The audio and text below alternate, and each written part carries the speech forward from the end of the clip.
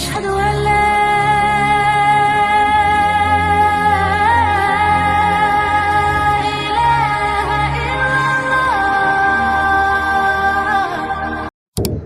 அல்ஹம்துலில்லாஹ். இல்மியுடைய கனவு திட்டம் ஜாமியா தாருல் இல்மி ஒரு எஜுகேஷ்னல் கேம்பஸை உருவாக்கிட்டு இருக்கிறோம். ஒரு கல்வி வளாகத்தை இங்கே எல்லா விதமான கல்வியும் நம்ம இந்த வருஷம் இன்ஷா அல்லாஹ் எப்படி பிள்ளைங்களை சேர்க்க போகிறோம்னா 10வது முடிச்சிருக்கணும், 8வது முடிச்சிருக்கணும், அதெல்லாம் ஒன்றுமே இல்லை. No age limit, no education limit. நீ என்ன படிச்சிருந்தாலும் சரி, என்ன வயசில் இருந்தாலும் சரி, ஏன்னா கல்விக்கு வயசு ஒரு தடை கிடையாது. இங்கே மார்க்கத்தை தெரிஞ்சுக்க நினைக்கிற யாராக இருந்தாலும் இன்ஷா அல்லாஹ் எங்களை தொடர்பு கொள்ளுங்கள். அதற்கான பெரிய கேம்பஸ் தான் உருவாக்கிட்டு இருக்கிறோம். உம்மத்தும் இந்த முயற்சிக்கு பெரிய உங்களோட ஒத்துழைப்பையும் சப்போர்ட்டையும் கொடுங்க. உங்களுடைய உதவினாலையும் உங்களுடைய துவாக்கள்னால தான் அல்லாஹ் ரப்பல் ஆலமீன் இவ்வளோ பெருசாக உருவாக்கியிருக்கிறோம். இன்னும் முழுமையடைறதுக்காண்டி துவா செய்யுங்க இன்ஷா அல்லாஹ். உங்களுடைய ஒத்துழைப்பு வேணும், உங்களுடைய பங்களிப்பு வேணும். இப்போ இன்னைக்கு நடக்கக்கூடிய இந்த ஈரான் இஸ்ரேல் போர் குறித்து உங்களுடைய நிலைப்பாடு, நம்ம முஸ்லிம்களுடைய பங்கு இதில் எப்படி இருக்கணும், என்ன பண்ணணும் அப்படின்றத பற்றி கொஞ்சம் விளக்கம் சொல்கிறாங்க. சோதரர் ரமலான் முஸ்லீம்கள் நிம்மதியாக நோன்பு கூட வைக்கக்கூடாது, முஸ்லீம்கள் நிம்மதியாக அல்லாவை நெருங்கக்கூடாது, நிம்மதியாக அமல் செய்யக்கூடாது என்று கங்கணம் கட்டி கொண்டிருக்கூடிய யூத நஸ்ரானி ஷைத்தான்கள் செய்யக்கூடிய சூழ்ச்சி இன்றைக்கி பாருங்கள். ரமலான் மாதம் அதுமா ஈரான் மேலே தாக்குதல் நடத்தியிருக்கு. இந்த ஷைத்தான் ட்ரம்ப்பும் ஷைத்தான் நெத்தன்யாகவும் இந்த 2 ஷைத்தானும் சேர்ந்து ஈரான் மேலே அட்டாக் பண்ணியிருக்கிறாங்க. ஈரான் என்ன பண்ணுறான், திருப்பி அடிக்கும் பொழுது அவன் இஸ்ரேலை அடிக்கிறதோடு நிறுத்தாமல் முஸ்லீம் பேஸ் நாடுகள் Kuwait, Qatar, Dubai, Saudi Arabia, Muslim base நாடுகளில் எங்கெங்கெல்லாம் அமெரிக்க துருப்புகள் இருக்குதோ அந்த துருப்புகள் மீது தாக்குதல் நடத்துவதற்காக முஸ்லீம் நாடுகள் மீது குண்டு போடுறாங்க. குவைத் ஏர்போர்ட்டில் குண்டு விழுந்திருக்குது.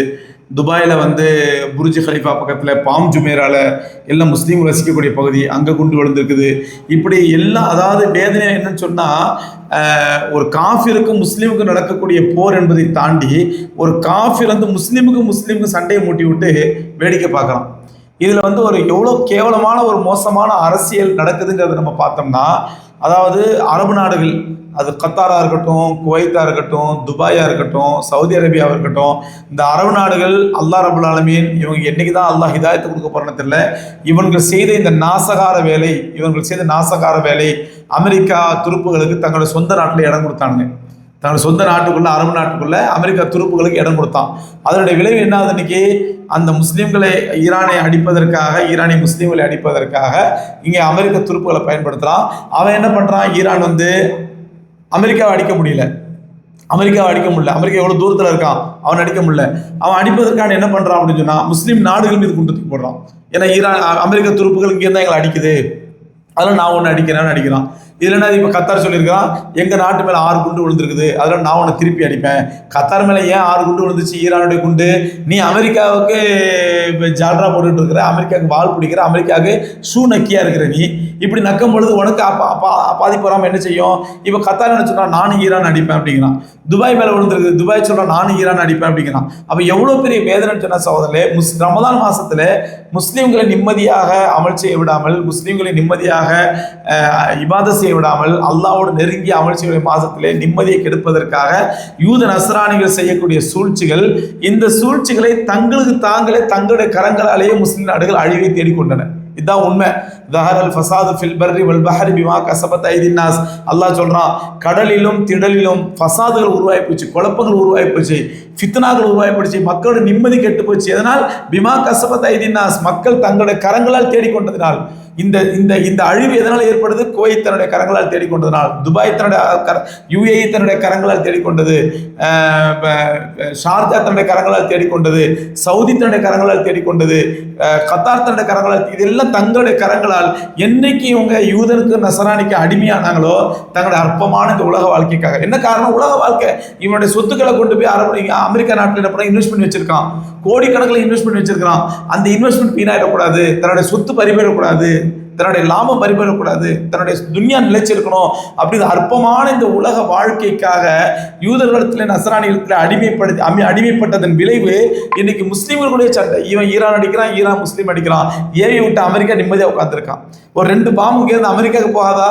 அமெரிக்காவுக்கு போய் அங்கே அடிக்கக்கூடாதா? அடிக்க முடியாது, ஏன்னா தூரத்தில் இருக்கிறான். அவன் அந்த சூழ்ச்சி பண்ணி தான் முஸ்லீம்களுக்கே சண்டையை முடிஞ்சு நீண்ட கால சூழ்ச்சி அடிப்படையில் தான் முஸ்லீம்களுக்கு அரபு நாடுகளுக்கு நடுவில் கொண்டு ஒரு யூத நாட்டை கொண்டு திரிச்சான்.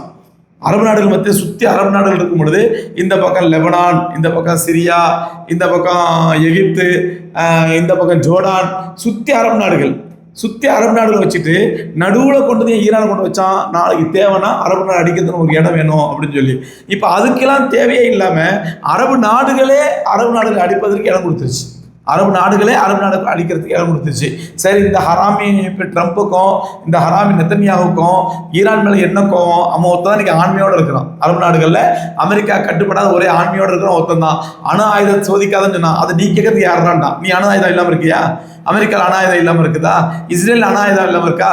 என்ன மட்டும் அக்ரிமெண்ட்ல கையெழுத்து போடுறது நீ யாருன்னு சொல்லி ஆண்மைத்தை மற்ற எல்லாம் சரண்டர் ஆகிட்டான். மற்ற எல்லா அரபு நாடும் சரண்டர் ஆகி அமெரிக்கா கை கட்டி நிற்கிறான். ஈரான் மட்டும் ஆண்மைத்தன்மையோட தைரியமா என்ன பண்றான்? நான் எதில் அவன் கையெழுத்து போட்டு கேட்கிறான். அல்லாஹ் ரப்பல் ஆலமீன் இந்த ஒரு தைரியத்திற்காக, இந்த ஒரு ஈமானிய உணர்வுக்காக ஈரானுக்கு அல்லாஹ் உதவி செய்வானாக. துஆ செய்வான எல்லாம் ரமலான்ல. ஏன்னு சொன்னா சகோதரே, இந்த நேரத்தில் தயவு செஞ்சு இந்த சவுதி முட்டிகள் இருக்காங்க, சவுதி முட்டிகள், வஹாபிகள், ஈரான் ஷியா, அப்படியே ஷியாவுக்கு நம்ம சப்போர்ட் பண்ணக்கூடாது, ஷியாவுக்கு உதவி செய்யக்கூடாது அப்படின்னு சொல்லுவாங்க. அவங்களுடைய பேச்செல்லாம் குப்பையில தூக்கி போட்டுட்டு நான் மூமினா பார்ப்போம். அவன் மூமினா இல்லையா அல்லாஹ் தீர்மானிச்சுட்டு போட்டோம். உலகத்தில் அவன் மூமினா தெரியலாம் நமக்கு. அவன் உண்மையான மூமினா, அவன் உள்ளத்தளவில் மூமினா, இனி ஈமான் இருக்குதா இல்லையாங்கிறத உள்ளத்தை பிளந்து பார்க்குற சக்தி நமக்கு கிடையாது. உள்ளத்தை பிளந்து பார்க்குற உரிமை நமக்கு கிடையாது. அது ரப்புல் ஆலமீன் தீர்மானிச்சுட்டு மறுமையில இன்னைக்கு அவன் ஈமானுடைய அடையாளத்தோடு இருக்கான், முஸ்லீம்களுடைய ஒரு பிரதிநிதியா இருக்கிறான். அப்படிங்கும் பொழுது அன்னைக்கு யூத நஸ்ரானிகளுடைய கண்ணில் விரல விட்டு ஆட்டக்கூடிய இடத்துல ஈரான் இருக்கிறான். அதனால சகோதரர்களே, நாம் இந்த நேரத்தில் ஈரானுக்கு துஆ செய்யுங்க, தஹஜ்ஜுதுல துஆ செய்யுங்க. எப்படி பலஸ்தீன் மக்களுக்கு துஆ செஞ்சோமோ அந்த மாதிரி ஈரானுக்கு அல்லாஹ்வோட உதவி கிடைப்பதற்கும், ஈரான் அல்லாஹ்வோட உதவி கொண்டு யூத நஸ்ரானிகளை அழித்து நாசமாக்குவதற்கும் அல்லாஹ்வோட துஆ செய்வோம், தஹஜ்ஜுதுல துஆ செய்வோம், தராவி இஃப்தார்ல துஆ செய்வோம், எல்லா பள்ளிகளையும் துஆ செய்யுங்க. தயவு செஞ்சு இந்த நேரத்தில் நாம் ஈரான் மக்களுக்கு துணை நின்று இந்த யூத நஸ்ரானிகளை அழித்து நாசமாக்குவதற்காக நாம் அல்லாஹ்வோட துஆ செய்வோம். இல்லைன்னு சொன்ன சகோதரர்களே, இந்த நேரத்தில் ஈரான் ஷியா பயா அப்படின்னு பேசிக்கிட்டு நம்ம வாய் மூடி மௌனியா இருப்போம்னால் அல்லாஹ் பாதுகாக்கணும். ரெண்டு தரப்புலையுமே பாதிக்கப்படுறது முஸ்லீம்கள் தான். இங்க குவைத் முஸ்லீம்கள் பாதிக்கப்படுறாங்க, அபுதாபி முஸ்லீம்கள் பாதிக்கப்படுறாங்க, துபாய் முஸ்லீம்கள் பாதிக்கப்படுறாங்க, சவுதி முஸ்லீம்கள் பாதிக்கப்படுறாங்க, அங்க ஈரான் முஸ்லீம்கள் பாதிக்கப்படுறாங்க. யூத நஸ்ரானி நிம்மதியா உட்கார்ந்துட்டு இருக்கிறான். அருமைக்குரியவர்களே, அதனால தயவு செஞ்சு இந்த போர் என்பது திட்டமிட்ட சூழ்ச்சி, முஸ்லீம்களே சண்டையை மூட்டக்கூடிய திட்டமிட்டிய சூழ்ச்சி. இந்த நேரத்திலே ஈமானோடு இருக்கக்கூடிய ஈரானுக்கு நாம் துஆ செய்வோம்.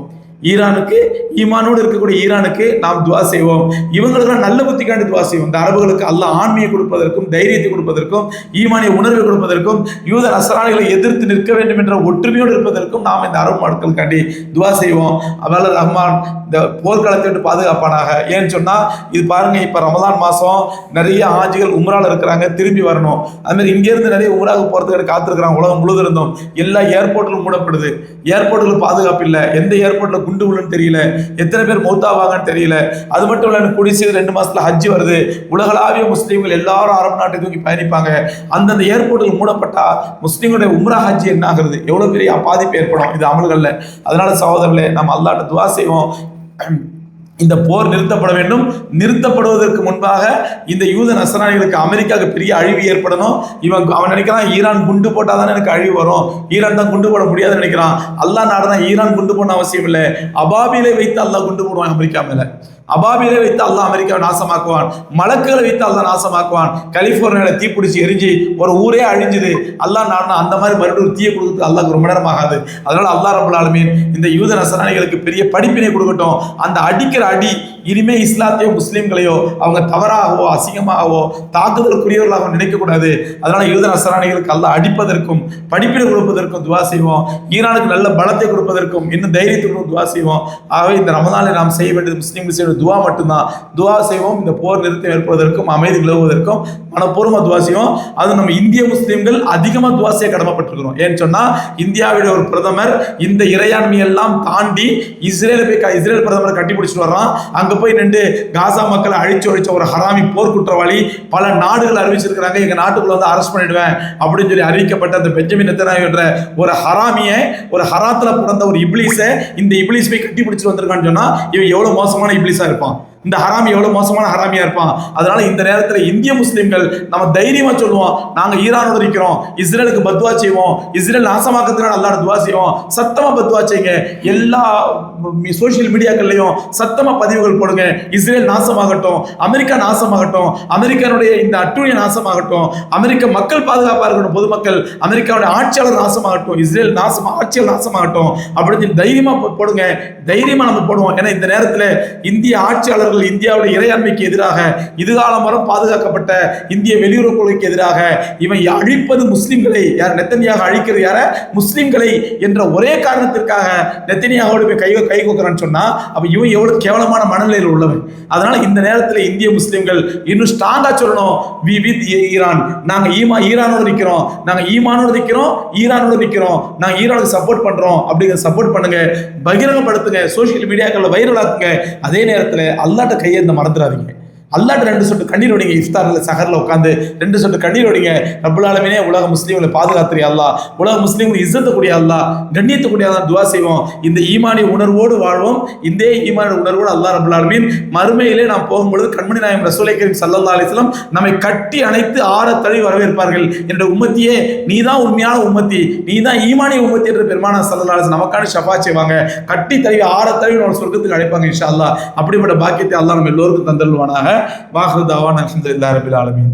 நம்ம ஜாமியா தாருல் இல்மிக்காக ஒவ்வொரு வீடியோவும் பார்க்கும் பொழுது 100 ரூபா போடுங்கன்னு சொல்கிறோம். 100 ரூபாங்கிறது உங்களுக்கு ஒரு பெரிய தொகையே கிடையாது. ஏன்னா 4 நண்பர்கள் சேர்ந்து நம்ம ஒரு டீ குடித்தா, காஃபி குடித்தா 100 ரூபா ஆகிடும். அதனால் ஒவ்வொரு பயானை பார்க்கும்போது 100 ரூபா போடுங்க. உதாரணமாக என்னோட ஒரு பயானை 50,000 பேர் பார்க்குறாங்கன்னா அந்த 50,000 பேர் 100 ரூபா போட்டிங்கன்னா 50 லட்ச ரூபா வந்துடும். 2 தடவை போட்டால் 1 கோடி ரூபா ஆகிடும். அந்த ப்ராஜெக்ட் ரொம்ப ஈஸியாக முடிச்சிடலாம். ஆனால் மொத்தத்திலே 1 லட்சம் ரூபா கூட வர மாட்டேங்குது. அதனால் தயவு செஞ்சு அன்பான வேண்டுகோள் என்ன சொன்னால், என்னுடைய ஒவ்வொரு வீடியோவையும் பார்க்கும் பொழுது அதன் மூலமாக உங்களுக்கு எவ்வளோ பயனடைகிறீங்க, அந்த பயனுக்கு பிரதி உபகாரமாக உங்கள்கிட்ட கேட்குறது எனக்காண்டி கேட்கல, அல்லாஹ் தீனுக்காண்டி கேட்குறேன். ஒரு 100 ரூபா போடுங்க. ஒவ்வொரு பயான் பார்க்கும்பொழுது 100 ரூபா போடுங்க. வல்ல ரப்பல் ஆலமீன் அந்த இஸ்லாமிய கலாச்சார மையத்தை, இஸ்லாமிய கல்வி மையத்தை மேலும் மேலும் உருவாக்கி தருவான் இன்ஷா அல்லாஹ். அப்புறம் ஜிபே பண்ணும்பொழுது அந்த நம்பர் ஏதாவது மிஸ்டேக்கு, நம்பர் ஒழுங்காக போல அல்லது உங்களுக்கு அது இப்போ ரீச் ஆக மாட்டேன்னு சொன்னால் இன்ஷால்லா அக்கௌண்ட்டில் கூட போடுங்க. 2 அக்கௌண்ட் நம்பரையும் தரோம், அதுலேயும் போடுங்க. தயவு செஞ்சு ஒவ்வொரு தடவையும் பயான் பார்க்கும்போது 100 ரூபா கூட மறக்காதீங்க.